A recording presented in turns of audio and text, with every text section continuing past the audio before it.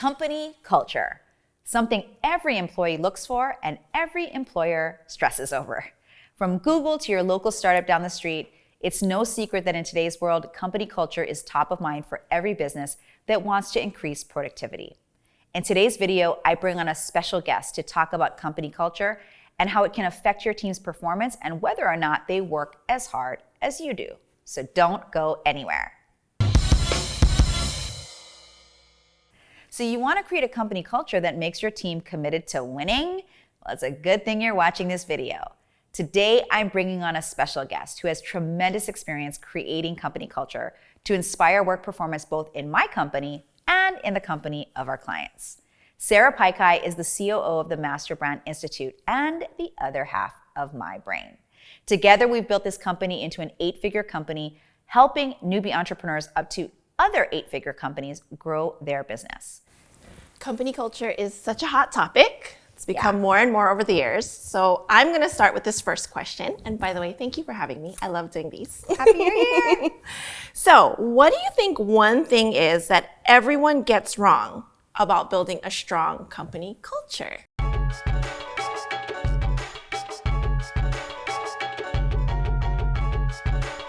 I know it. I've got it. They don't really know what their values are.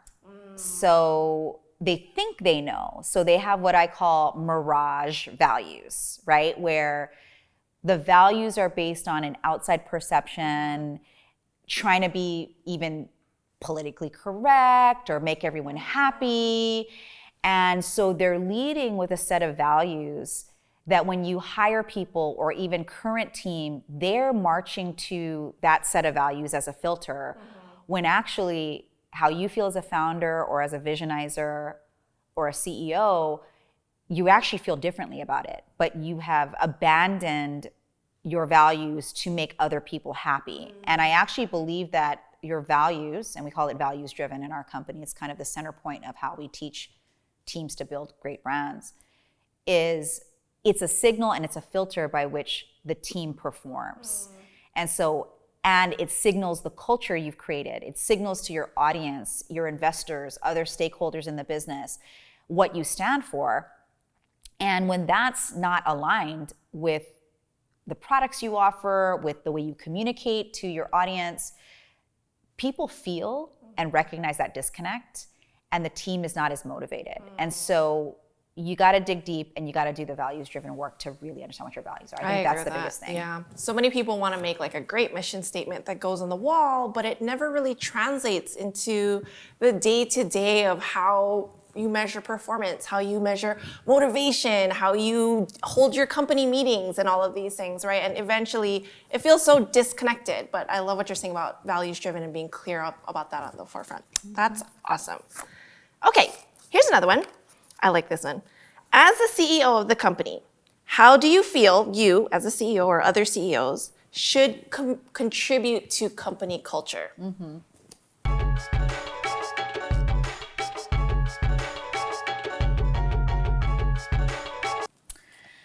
So I think that people follow leaders, and great leaders are learners and listeners.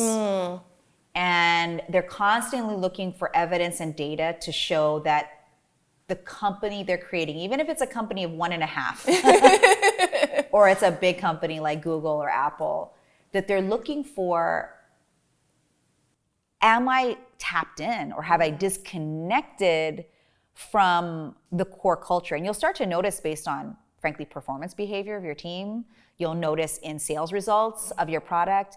You'll notice in your creativity waning as a CEO that your vision feels really foggy or you're bored. If your values are truly your values, that means that it's infused into your culture.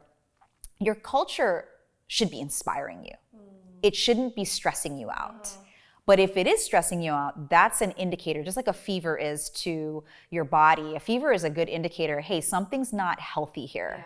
And we need to address it and bring the fever down. And so I think as a CEO, if you want to build a trusted culture, a culture that people get excited to be a part of, that they see themselves as part of the mission and movement that you have going on, you have to be always learning and listening, not just leading, not just barking orders, not just saying one thing and doing another. I think that's a really important thing, especially in small business. A lot of what we see with teams is, Frank, I'm gonna just throw something out there, visionizers. Your teams are pissed off at you because they see you living a life differently than they're expected to work. Right. And I know it's gonna seem like I'm a little bit of a traitor to say that because, hey, we worked our butts off. Yes. We're funding the companies that we started. We've made a lot of sacrifices and now we've invested in team and support. So I get that part and I feel the same way. And we have to be mindful, not careful, but That's mindful, a good word. being Like that. thoughtful Yeah. about does my personal actions and the way that I treat my employees, or I even treat the business as a business seriously with love and intention and clarity.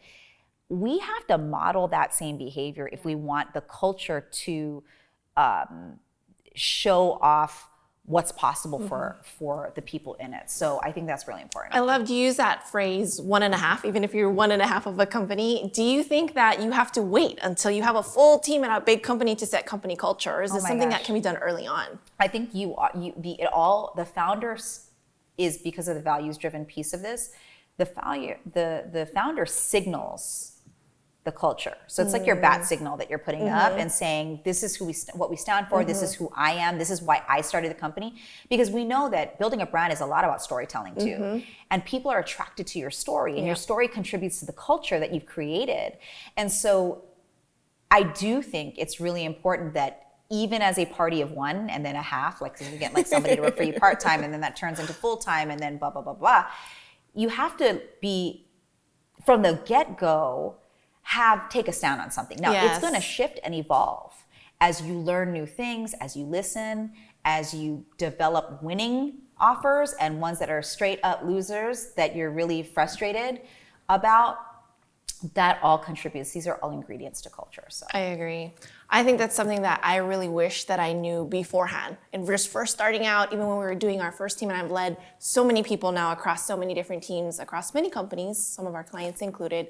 And one thing that I really wish is that we had this in place. So as a wrap up, if you don't know your values, do the values-driven work to get clear on what that is, because you as a leader are setting that signal and that cadence. And for other of my peers out there who are online business managers, or you're the COO, or you manage the team, remember, you also are an ambassador of that. You are the first representation that the team sees on a day-to-day basis of what those values are and why the company stands for it. That's why the work is so powerful and it impacts so many lives.